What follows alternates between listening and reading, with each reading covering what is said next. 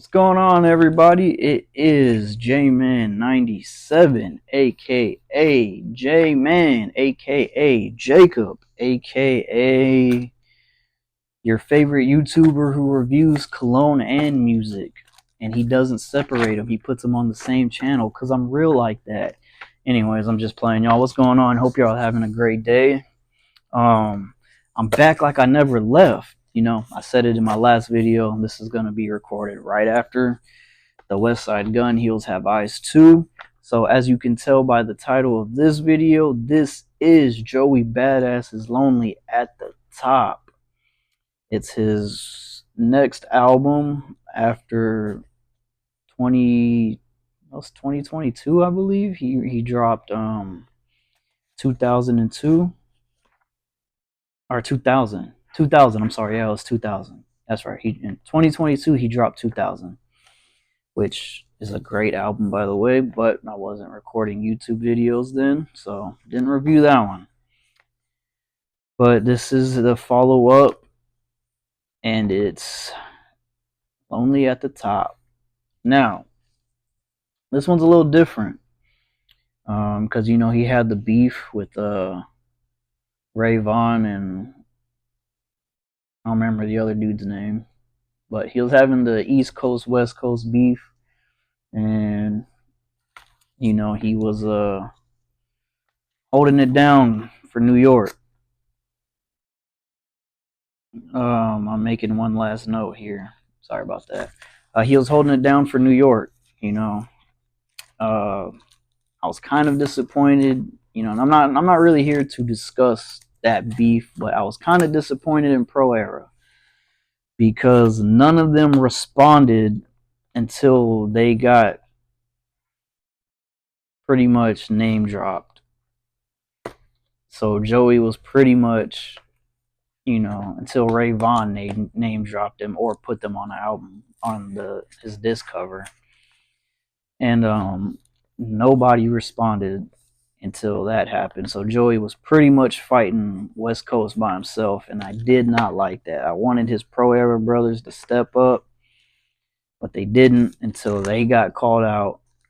So that was kind of lame, but maybe that's why this is called Lonely at the Top. But let's get right into it. So we're just gonna smooth transition right into it. Pro Era. I don't know what's going on with them, but only one person on Pro Era was on here, and he was actually the first person to respond in the beef. But that's because he got name dropped. CJ Fly. He was the only Pro Era on this album. I don't know I don't know what's going on with them. I don't even know if Pro Era is still a thing.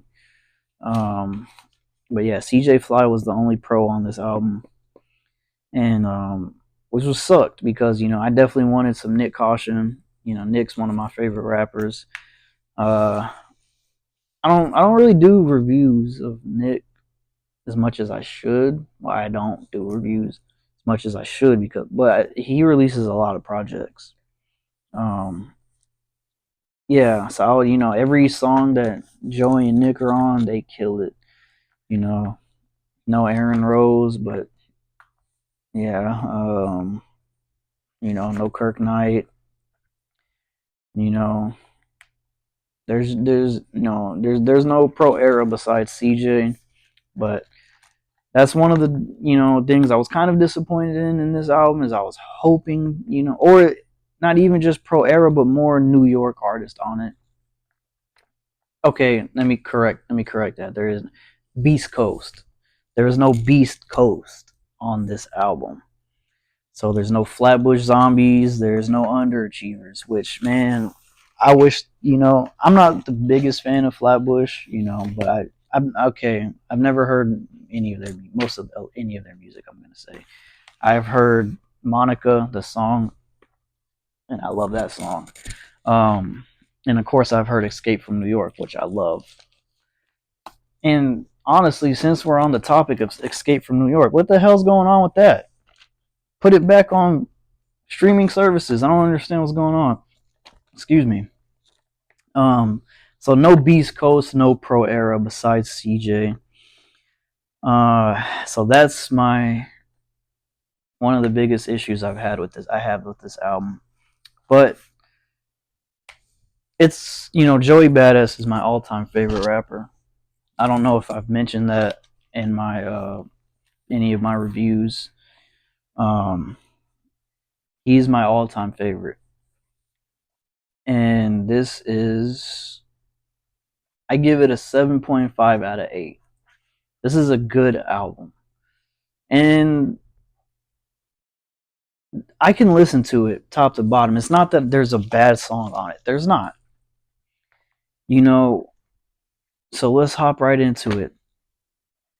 Um, it is great, and honestly, I was surprised with the features. I thought, seeing some of the features, like, well, really just Ty Dolla Sign. I'm not the biggest Ty Dolla Sign fan, so seeing him, of course, when you see him, it's going to be a love song, and the song is called "Ready to Love." So I was kind of skeptical. I figured that was going to be the song I didn't like, but I actually like it. It's a good song. But let's hop right into it. Dark Aura, and Joey released singles before he released the album. I didn't listen to them. I was like, the album's gonna come out later at the end of this month. I'm just gonna listen to them when they come out, when the album comes out. So I didn't hear Dark Aura until the album came out. Dark Aura, I love that song. It set the tone of the album, and I was just like, yo, Joey's on his shit. He is. I guess that rap beef with the West Coast, rejuvenated him or something. But he is going crazy, and I love it, man. I was like, yeah, this is gonna be nice. I love that song. And then you transition to Swank White with West Side Gun. And West Side Gun is one of my favorite rappers, top 5 for sure. So hearing them two, and West Side was on Joey's last album, so that one was, the beat. It's not, it's an okay beat, but no hook, straight bars from both. It's like 2:45, 3 minute long song, straight bars from both of them. And you got Superfly. Um, yeah, you hear that beat and you're like, oh damn, yeah, he kills it. Then you got High Roller with ASAP Ferg and Kel's Too Busy. It's a good song.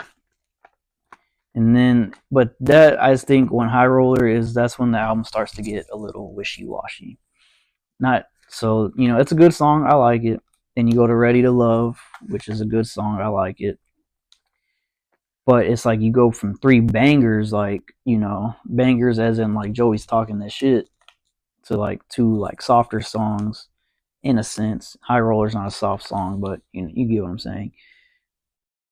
And then you go to Brooklyn's Finest, which is one of the best songs on the album. You got Rome Streets, Kai Cash, and CJ Fly. Now CJ, I guess he was rejuvenated from that rap beef too, because he's usually like chill on his beats or on his songs, but he was like coming in like screaming damn near. Like CJ had something to say, and I fuck with CJ. So he was definitely a highlight of the album. And if you know Rome Streets, he's part of Griselda. Rome holds his own every single time. Rome's a beast. Then the album starts to get um it takes a transition. So the first half of the album is like, like bangers and like those type beats. But then the second half of the album is like, like deep beats, like Underwater. It's a good song. 3 Feet Away, it's a good song. I'm not feeling them too much. Speed Through the Rain, I like it. And I don't dislike Underwater, 3 Feet Away. I can listen to those, but I just feel like it kind of comes out of nowhere. The second tone of the beat just kind of, or second tone of the album just kind of comes out of nowhere. So it's like you go from Brooklyn's Finest, and then it starts to like, Joey singing and, like doing a little bit of experimenting, which is cool. I'm glad he did it. Um, but I mean, Joey, he's always had experimental songs, so it just kind of came out of nowhere. Then you got Speed Through the Rain, which I like. And then you got Still with Absol and Rhapsody. That's a great song too. And then you got Lonely at the Top, the very last song, which is a great song as well. So it's really just, you know, Underwater, 3 Feet Away, Ready to Love, and High Roller. Maybe not so much High Roller, but, you know, Ready to Love, 3 Feet Away, Underwater. They kind of like throw off the tone of the album, you know, because, you know, you could do like the talking the shit songs, but then get to like the deep songs and leave kind of like the singing songs out, in my opinion. Because it just kind of like those songs create a whole different tone of the album. So like I said, it makes it's like a transition from the first half to the second half. And it just threw me off, but they're not bad songs. Uh, so yeah, you know, for this one, but all in all, Lonely at the Top is a good album. It's and another thing with me is with Joey Badass, him and Static Selecta, they just make great music. Static and Joey just I wanted to see more of that. I honestly just want a Joey Badass and Static Selecta album. That, you know, have that with Pro Era and Beast Coast, and that is crazy. Um, but yeah, I wanted to see more Static on here as well. But, you know, like I said, it's a strong 7.5 out of 8. It's still a good album. And honestly, I'm not even mad because, you know, Joey being my favorite artist, he don't release music like that. And I'm pretty sure 2000 was in 22. So it's been 3 years. So we were due for, you know, another Joey album. But, you know, he hasn't been too vacant, you know. Um, you know, he's been on features, and then he had the whole beef.